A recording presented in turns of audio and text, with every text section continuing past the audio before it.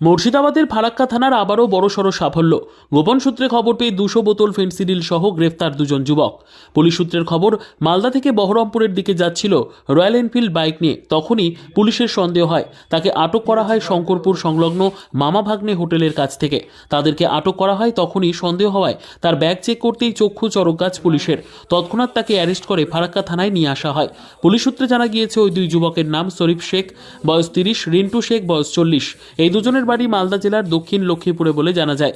এই দুজনকে 7 দিনের রিমান্ডে চেয়ে বহরমপুর আদালতে পাঠানো হয়। ফারাক্কা থানার সাব ইন্সপেক্টর ইনসান বাবু জানিয়েছেন, আমরা নাকা চেকিং করছিলাম, সেই সময়ে আমাদের সন্দেহ হয় দুই যুবকের ওপরে।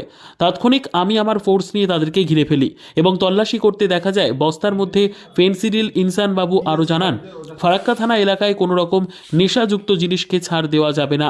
আমরা ফারাক্কা থানায় তৎপর আছি যে কোনো ক্রাইমকে রুখতে।